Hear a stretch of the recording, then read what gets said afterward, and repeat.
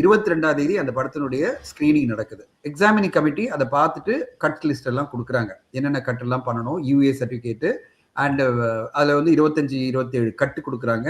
அது பிறகு வந்து நீங்கள் வந்து கண்டென்ட்டை சப்மிட் பண்ணுங்க அப்படின்னு சொல்கிறாங்க. அவங்க கண்டென்ட்டை 24ஆம் தேதி சப்மிட் பண்ணுறாங்க.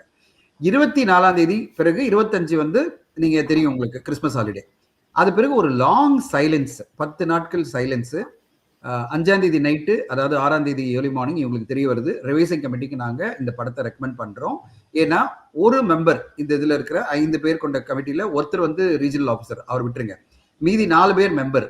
அதில் ஒருத்தர் வந்து அப்ஜெக்ஷன் பண்ணியிருக்காரு, இந்த படத்தில் இருக்கிற சில கருத்துக்களுக்கு ஓம்ன்ற இது வந்து ரிலிஜியஸ் சென்டிமெண்ட்டுக்கு எதிராக இருக்குது, அடுத்ததா ஆர்மி சம்மந்தப்பட்ட லோகோ யூஸ் பண்ணது வந்து தப்பாக இருக்குது அப்படின்னு சொல்லிட்டு அவர் வந்து கம்ப்ளைண்ட் பண்ணியிருக்காரு.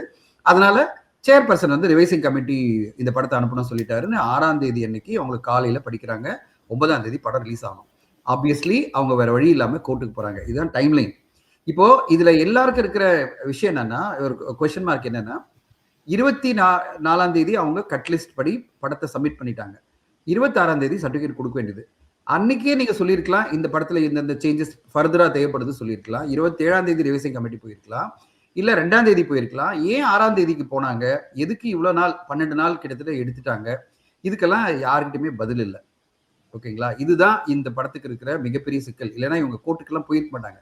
கேஎன் ப்ரொடக்ஷன்ஸ்க்கு வந்து 26ஆம் தேதியே அவங்க சொல்லியிருந்தாங்க வச்சுங்க. 24ஆம் தேதி இவங்க கட்லிஸ்ட் சப்மிட் பண்ண பிறகு 26ஆம் தேதியே வந்து இல்ல சார், ஒரு மெம்பர் அப்ஜெக்ட் பண்றாரு, அதனால ரிவைசிங் கமிட்டி போயிடலாம் சொல்லியிருந்தா அவங்க ஓகே தான் சொல்லியிருப்பாங்க. ஏன்னா 9ஆம் தேதி தானே படம் வருது. ரிவைசிங் கமிட்டி ஒன்றும் ப்ராப்ளம் இல்லை, போய்க்கலாம், வித்தின் 4-5 டேஸ்ல ரிவைசிங் கமிட்டி பார்த்து கிளியரன்ஸ் கொடுத்துருவாங்கிற நம்பிக்கையில தான் அவங்க ரிவைசிங் கமிட்டி போயிருப்பாங்க. ஆனா அந்த டைம் அவங்களுக்கு கொடுக்கல. 6ஆம் தேதி தான் அவங்களுக்கு தெரிய வருது மார்னிங், இந்த மாதிரி ரிவைசிங் கமிட்டி போகணும்னு. இதுதான் இந்த படத்தினுடைய மிகப்பெரிய சிக்கல். இதுக்கான காரணம் என்னன்றது நீங்களும் நானும் என்ன அனுமானத்துல சொல்றதுன்னு தெரியல.